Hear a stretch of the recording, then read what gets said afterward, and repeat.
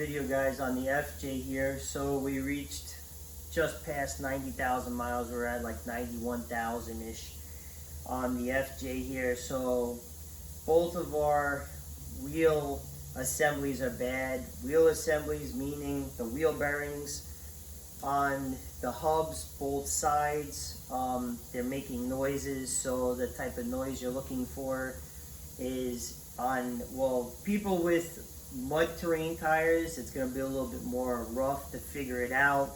With people with more of a highway tire or just an all-around normal tire, what you're looking for is, as you're driving down the highway, you get that whirring sound of almost like a mud terrain tire, and it gets louder and louder and louder as the time passes or your speed picks up. So as the speed of the car picks up or the truck picks up, the bad wheel bearing sound is going to get louder and louder.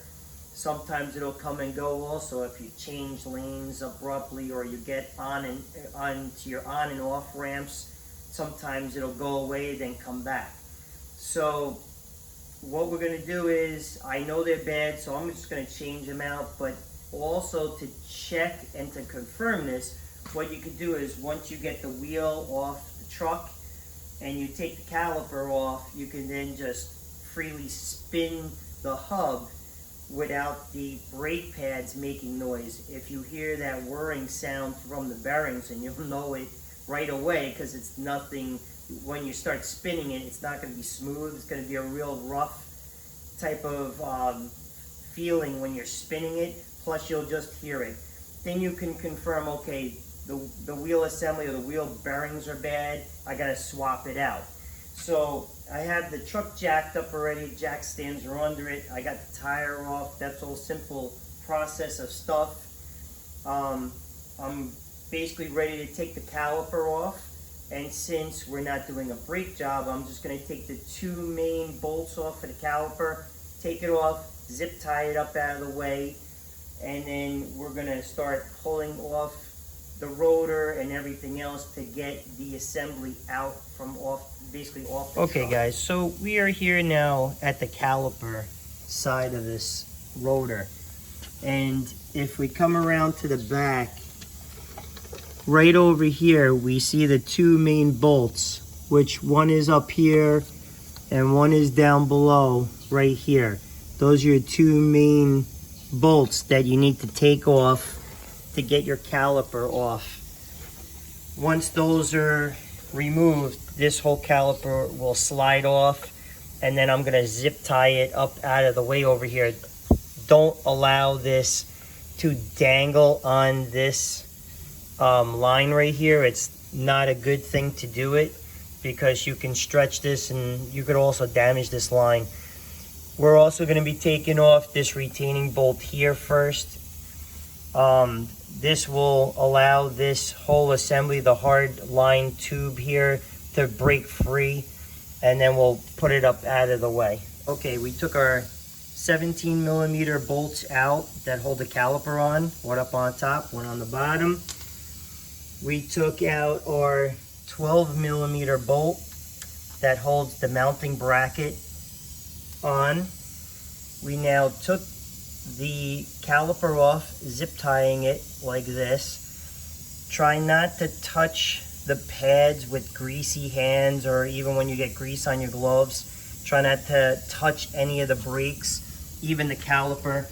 The rotor also, don't touch it with greasy fingers or anything, or don't let, if you do, once you get everything put on, make sure you spray it off with brake cleaner before you install the rotor and the caliper back together. A lot of times I'll spray the back of the rotor first, put it on, spray the front, kind of wipe it down, and put the caliper back on. So once you get to this part, to confirm you have a bad wheel bearing, you'll be listening for this.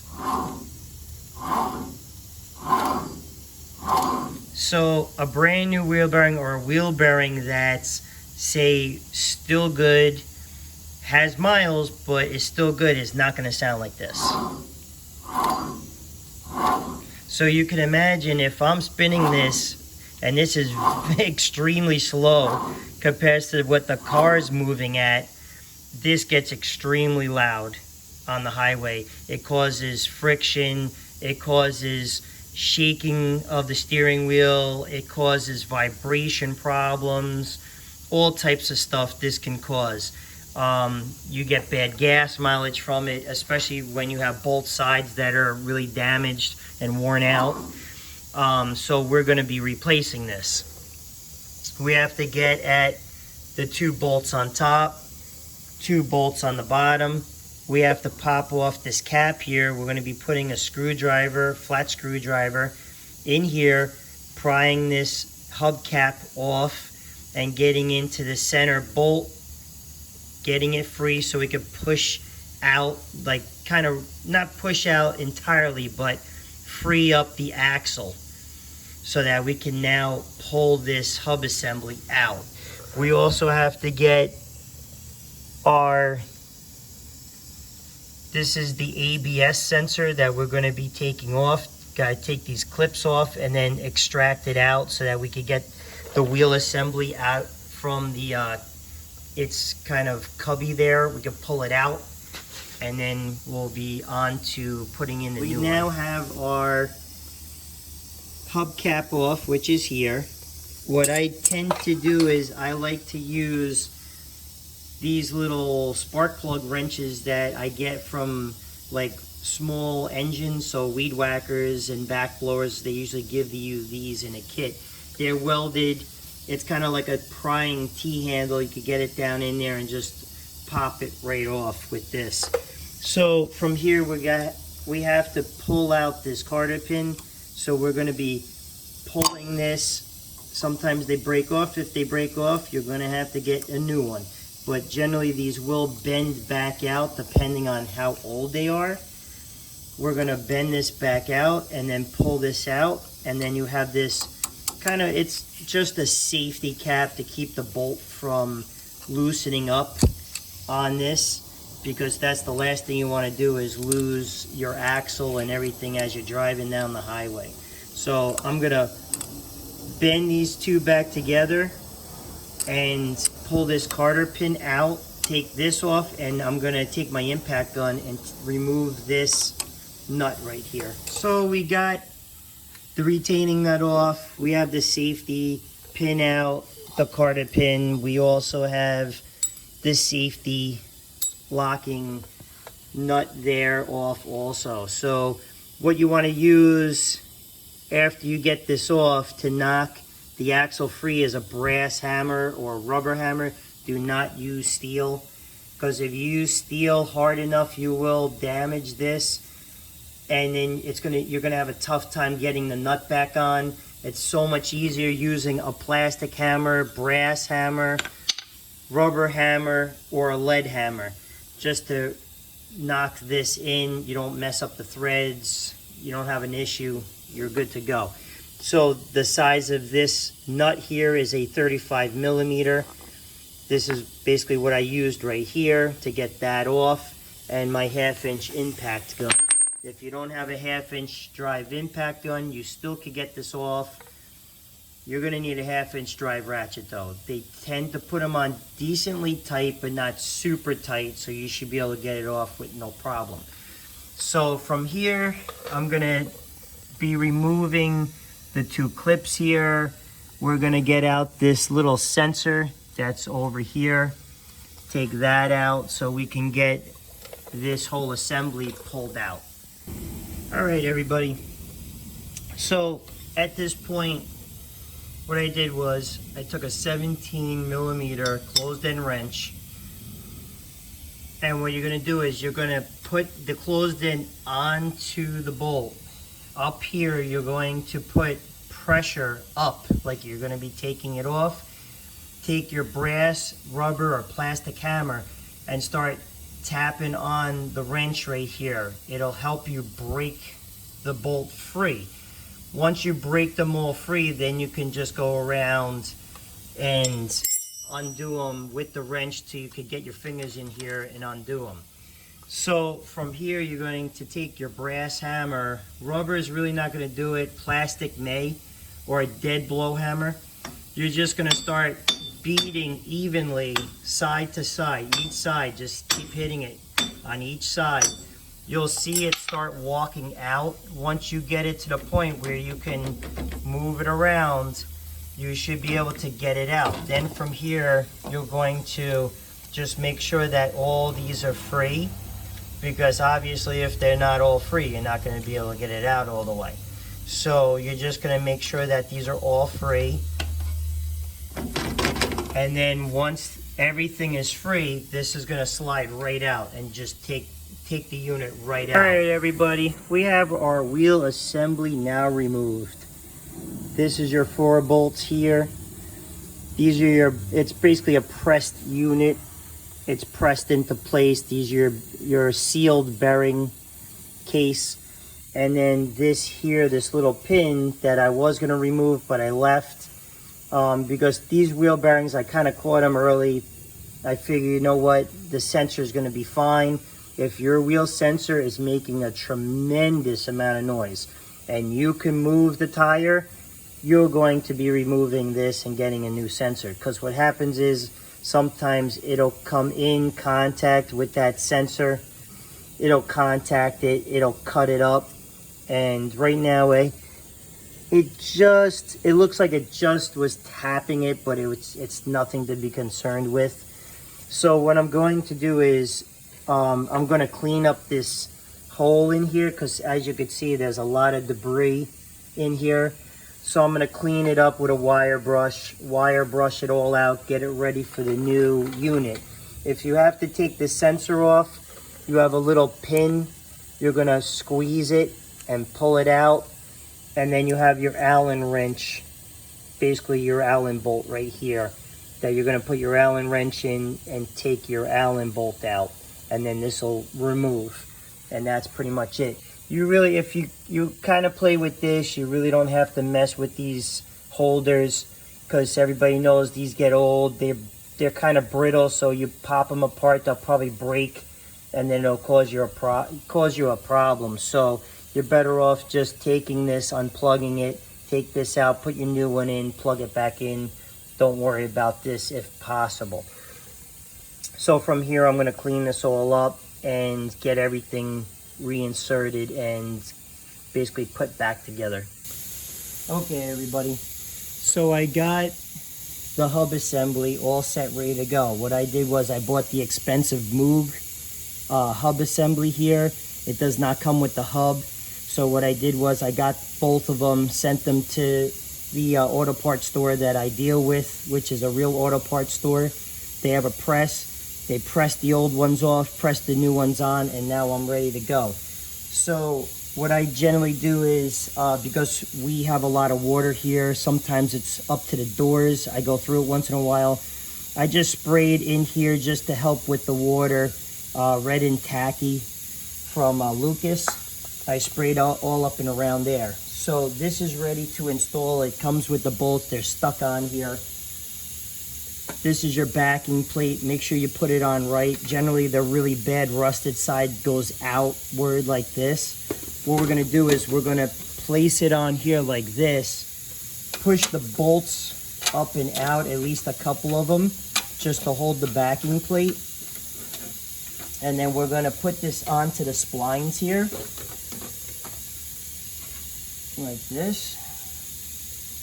And what we're going to do is we're going to line up these bolts with the bolt holes and start the process of working the bolts into the holes before we even seat this hub assembly. Because if you try to place this hub assembly into the hole first, what generally will happen is it will line itself up, crooked, or whatever, and because it's pressed in, you're not going to be able to get the hub assembly to turn to match up the bolts with the holes. And it's just a little bit easier this way.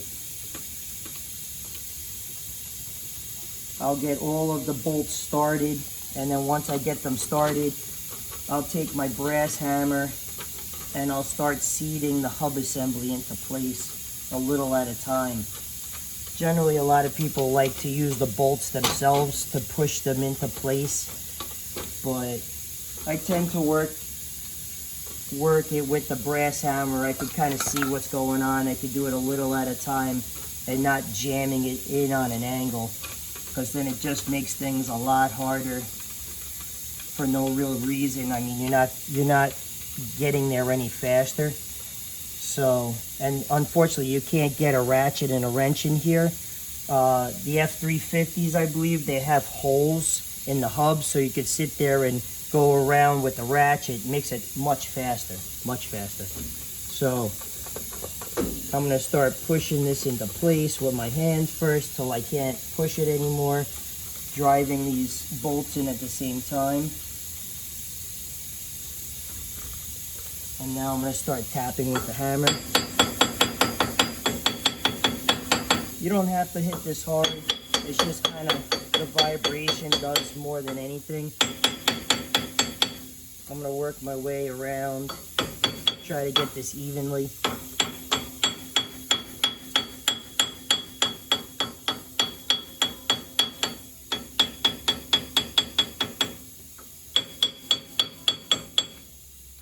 And we're moving right along. Toyota really made it nice with this, because they have so many seals. Because of this going into the water, they designed it for water. The whole hub assembly inside and everything is so well, clean, and it's so machined perfectly that it just tends to slide in. It doesn't really bind like some of them I've done. So we're pretty much seated, so I'm just gonna go around and start tightening all the bolts, corner to corner. I could use a ratchet wrench, the gear wrench, but you're not really going crazy with this, and to try to squeeze it in between this tight space, it's not really worth it. So you're gonna, obviously you can't get a torque wrench in here. I know a lot of people like to say you need to torque a lot of this stuff, but let's face it, you can't get a torque wrench in here. You could probably get a crow's foot onto a torque wrench, but with the added distance with the crow's foot and all, you're gonna be off anyway. So just with something like this, just use your head, use a wrench, and don't go crazy, but you want to get this tight so that obviously your hub assembly doesn't fall off the truck. So I'm just trying to go around evenly. You can move this so that there's a gap in between the lug nuts.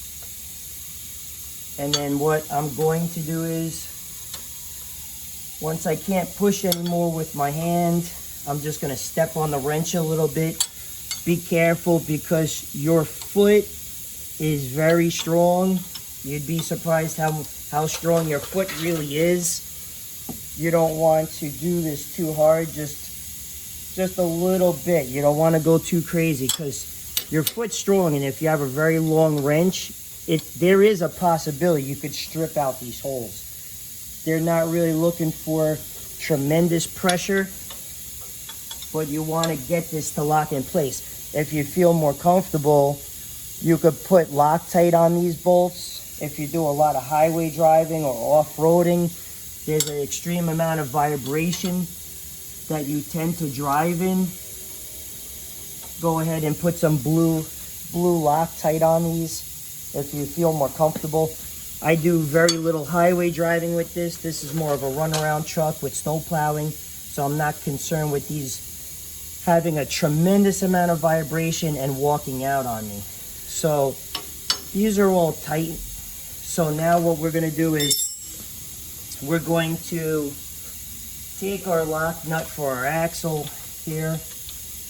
We're going to put this in place. I'm going to be using an Ignisol Rand 1/2 inch impact gun with my giant socket, impact socket.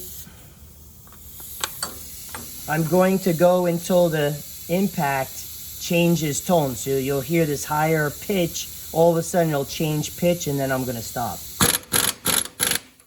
Right there. And then I'm going to stop. So what I'm going to do now is I'm going to take my safety locking nut. I'm going to see if it lines up with the hole, which it doesn't. So I have to go a tiny bit more. That's why I say I go to the point where it changes tone, then I stop. Because now I'm going to have to tighten it a little bit more.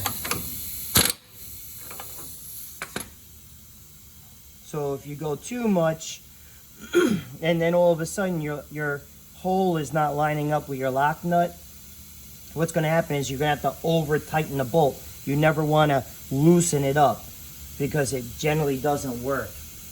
So now we're going to take our cotter pin and we're going to stuff it in this hole right here, like that. Drive it through to the other side. So we're hitting right there, so I'm going to turn this a tiny bit to get it to free up.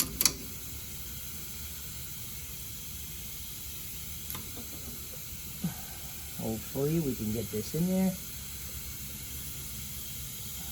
There we go. Now that I'm here, I'm going to turn it around so that the other one doesn't hit where this was hitting. Like that. So now it's over there, so there's no metal there. Now it's going to go through. So some people tend to just bend this all to one side. I don't really like to do that. I do like to, I guess what you call butterfly it. I like to bend it each side. This way it doesn't have that option of like moving around, rattling. I try to keep this all tight so when you're hitting bumps or going over something, you don't hear this clink, clink, clink, clink, clink. So I try to keep this nice and tight. We're going to take our hub cap, and this is actually a hub cap because it covers the hub. We're going to try to place it relatively even. Start tapping it around evenly. This one's being a pain. Come on.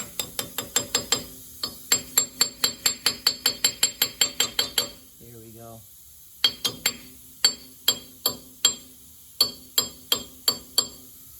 And we're all set with that.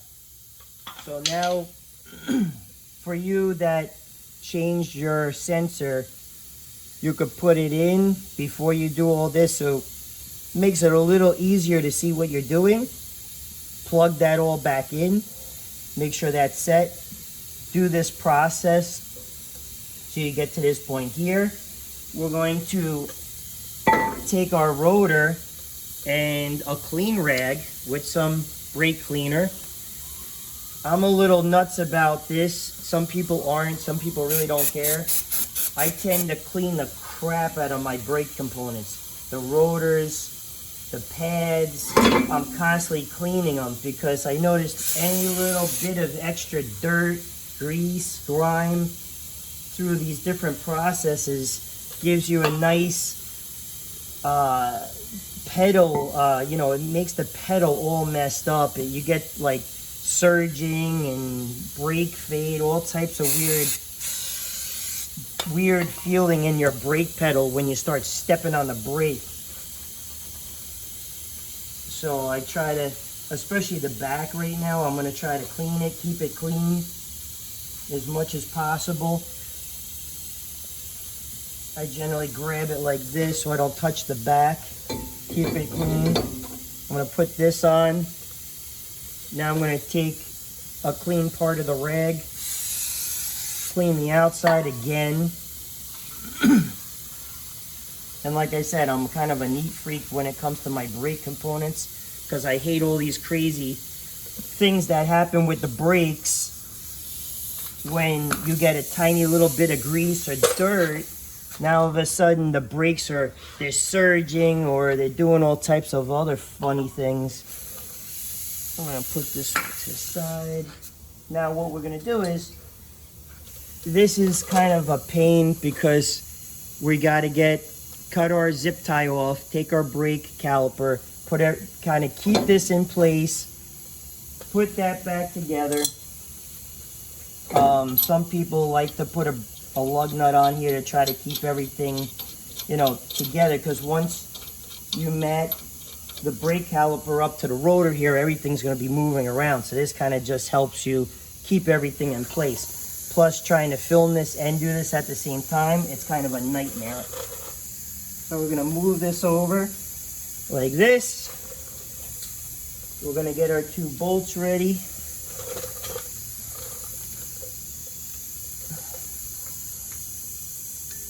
Sorry if my head is in the way a couple of points of this, but I have to see what I'm doing. So I'm going to put these into the holes, the top hole mostly.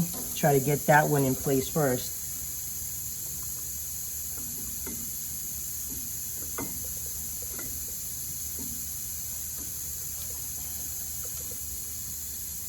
Okay. So now try to get the brake caliper back on. Slide it into place, walk it back and forth. And if you notice on your brake components here, your pads, they're actually cut up out of the way. You can then utilize that to slide it onto your rotor, and then it makes it easier. Once you get it to that point, rock the rotor back and forth a little bit. It'll pull this apart. It'll make it easier to slide this into place. So now what I'm going to do is pull the bolt out a tiny bit, get this so that it matches, and then I'm going to get that bolt into place.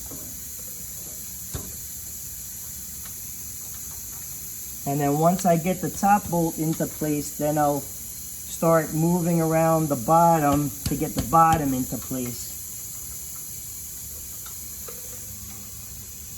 Let's see if I have.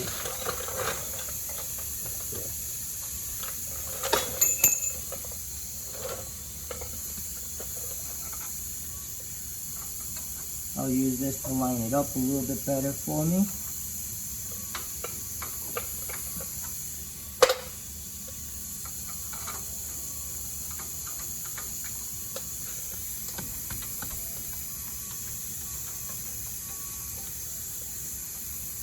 This tends to be one of the hardest parts, trying to get this bolt into place, because you have to match it up. And a lot of times it does not like to match up.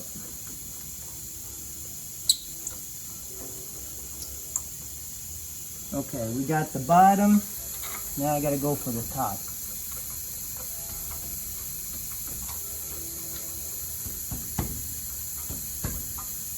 There we go. I think we're getting it now.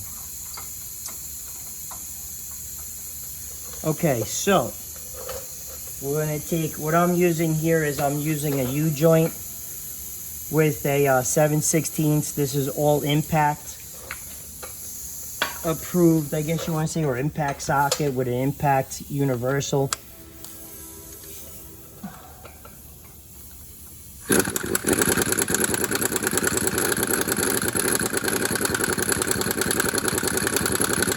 So same thing with this, I'm going to drive it in. Once I hear the different sound, then I'm going to stop. And then I'm just going to hit it a couple times.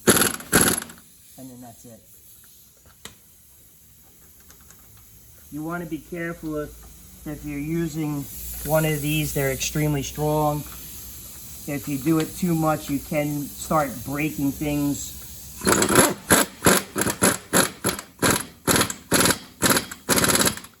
Okay, that's it on that. So what you don't want to do is sit there and just beat the hell out of it, because once it gets to that point and you hit it a couple of times, you're locking it into place, stretching the bolt a little bit. You keep doing that over time. So this truck has just about 91,000 miles or whatever. So if you're constantly going through brake pads, whether you're hauling a trailer or whatever, and you're doing this on and off, you're going to have to start replacing those bolts, because you can only do it so many times. Then you're either going to break the bolt, or you're going to start stripping out the hole, because those those threads on that bolt from beating on it with the impact all the time, you're going to wear them out and you're going to strip everything right out. So you really don't need to go that far. You just need to lock it into place. If you prefer to use a torque wrench, you could use a torque wrench. I never see any mechanic ever do that though. Mostly it's just done by feel. Okay, so we have all this set. We have to put this mounting bracket back on. Don't forget that. So we're going to move this up into place here. Start it with our hands first, because these things love to strip out bolt holes when you just try to drive it in with just this. Same thing, I'm just gonna go until it sounds different, and then I'm gonna stop. Your idea with stuff like this is just you're locking it into place. You're not just tightening it to the point where it almost snaps. You don't need to do that. Plus all the rust and everything, it's gonna lock it into place. So this is set. We have everything's pretty much done here. So we have our caliper on, our lock nut is all set for the axle, your caliper is on, this mounting plate is on, everything is on. So the last thing we're going to need to do is we're going to need to pump the brakes and then bleed the air out of this bleeder valve right here. I did both sides, so I already did the whole driver's side. That's ready to be bled, but I couldn't pump up the system because this one was off. So if you have both sides like you're doing, well, like I'm doing, and you leave this one hanging and you think that you can finish this other side by pumping up the brakes and bleeding the other side and then come over here, what you're going to do is you're going to blow out these pistons out of this caliper, because there's no resistance to this caliper or the pistons. So what's going to happen is it's sitting here, you're going to push down on the brake, that may have air in it, so this may push out a tiny bit. By that second or third pump, you're literally going to blow the pistons right out of this caliper, and you're going to be buying a new caliper. So don't ever pump the brakes while these calipers are off, one or the other or both, because you will literally blow the pistons right out of this caliper. If you do one, you'll be buying one caliper. If you do both calipers, you'll be buying two calipers. You can try to push those pistons back into place, but generally you end up nicking the different O-rings or the piston rings, and you're going to have a nightmare. You're going to get brake fluid on your rotor, you're going to get all types of problems, or you may even lose your brakes. So I suggest not doing it. Just do it this way, do it all together, pump the brakes, bleed it all together as one. This way you don't have a problem. Okay, so I pumped up the brakes, which means you're pushing the brake pedal with the vehicle off nice and slow. Do it a bunch of times. What you're doing is you're preloading your pistons here. You're pushing them back out. You're grabbing the rotor, and then you're going to stop. So this here, this caliper on this truck is a 7mm. If, in fact, the calipers have been changed, they could be a different size. So make sure you check, because they're not always the same. This one here on this side's a 7. The one on the other side has been changed already, so that's an 8mm. I'm using a socket only because two reasons. One, this is a 6-point socket and it's very deep, so I can grab this whole entire nut on here. Whether you're using a tiny ratchet or you're using a tiny ratchet wrench or a wrench, you're only grabbing a tiny bit. So what I'm going to do is I'm going to crack this loose, and I'm going to wait for it to dribble out. And then as it dribbles out, what you're doing is you're just waiting. You're looking to see air bubbles, anything like that. Just give it a little bit to drip a little bit. If you have a nice floor, you're going to put a pan under here. I do not, so I don't care. Now I'm going to tighten this back up.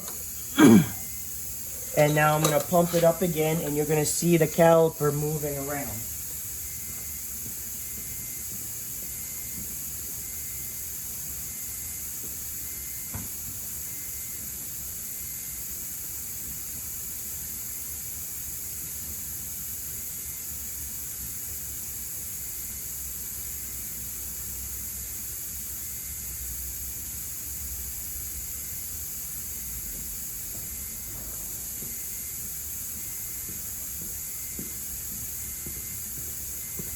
Okay, so we'll bleed it one more time.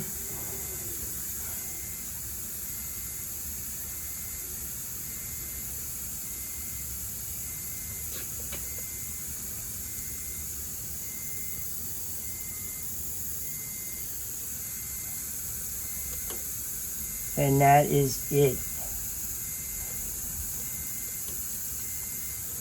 So from here, I'm going to wipe off my ratchet and my socket because brake fluid is pretty corrosive, believe it or not.